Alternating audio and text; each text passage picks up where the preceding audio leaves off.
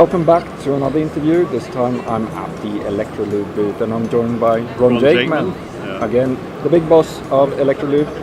And we talked to each other last year and 2 years ago. And we did, yeah. It's a yearly event. Yes, and each and every time of those talks you hinted or at least disclosed somewhat that you're investing either in technology and R&D or increased footprint.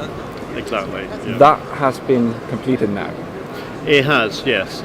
We invested heavily in our coatings. Yes. We did a revamp of the range and development of a brand new range, which we call the 2K coating range.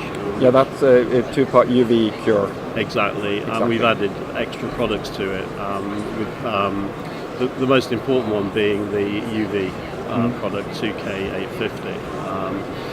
So it's UV cure and chemical secondary cure. So it saves a lot of work in progress, guaranteed cure, and there's a lot of interest in it. We're demonstrating it here at the show with a UV oven, the whole process, together with a bit of kit that actually measures the thickness of the coating on the board with a partner company we were working with. Yeah, it's been a long process. The target market for that one was the automotive industry. It still is automotive, but we're getting traction in all sorts of different industries, which has surprised us, particularly in aerospace. There's a lot of interest in aerospace, both in the US and also in Germany. Subcontractors to Airbus in Europe and to Boeing in the US. Yeah. That's interesting. Yeah. Is it the same kind of regulations required for the resins and cures when it comes to those two specific? Well, that's right. It's all about condensation is what they're concerned about. Aircraft go from minus 85 then to plus 40 in the Far East particularly. So when they're landing, there's a lot of condensation, and some of the systems don't like it too much. No, I can imagine. So that's where the interest is. Yeah. And on the automotive front, we've been working to qualify the product. It's a very long process, and the standards keep changing. The latest one calls for a board to be immersed for 30 minutes, powered up in water, in salt water. So the testing keeps getting extended, but we're now at the end of it. We're now in the project phase, moving on the projects. So the real traction will come next year. We're quite confident that by the middle of the year we'll have secured some substantial business. And looking at the developments of the automotive industry itself, China being a heavy growth market and a lot of different companies and new players investing in electric vehicles, I guess you have a big new open market as well. We do indeed, and in China it's all about electric cars. I was in Shenzhen 4 weeks ago. The electric cars have got the green plates on, and you struggle to find a car or a taxi without a green plate. The big boys like BYD have done all the developments, and it's massive. It really is massive. So we're well entrenched there with these companies, worked with them over the years on sort of testing.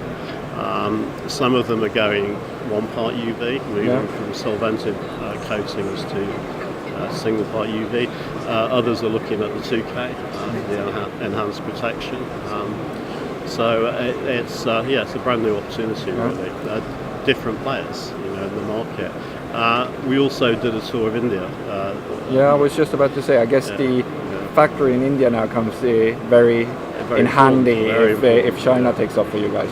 Absolutely, because in the Indian automobile industry, they're developing electric versions.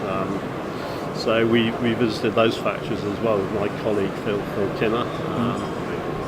And we're expecting to see developments there early next year. Of course, in India, we also localised products.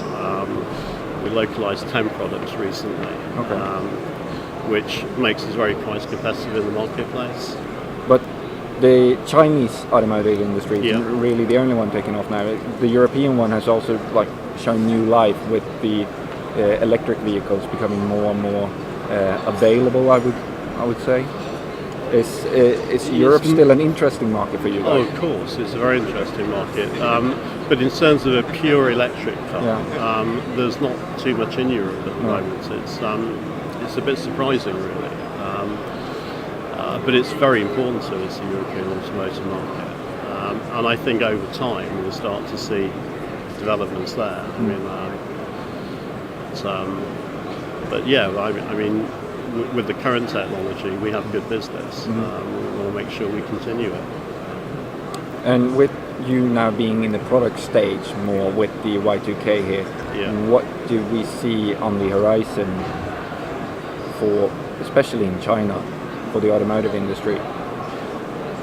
Well, in terms of electric cars, there's sort of different challenges in the coating. So we're looking at modifying some of our products to fit the electric car market. There's no requirement for high under bonnet temperature as there is on the internal combustion engine. You're talking about 180 degrees under bonnet, where electric car, it's the battery is the issue. But we have the thermal ranges of products which we're feeding in, and they're very successful in that area. So it's different products because of the technology change. The investments that you've made now recently in terms of manufacturing, if China takes off, like really hockey stick take off, will that be enough for you guys? Sure. I mean, I haven't told you, but we are we're commissioning a new factory over Christmas, just outside Hangzhou, bigger than the Beijing facility. So we're going to be manufacturing products in Beijing and in Shanghai, and also limited scale production in Suzhou, where we have the R&D and technical centre. So we got more capacity. And this will be enough to feed the market, keep them happy. Absolutely, yeah. Then I wish you the best of luck and hope you all the success you need. Thank you very much. I hope to see you again next year. Yeah.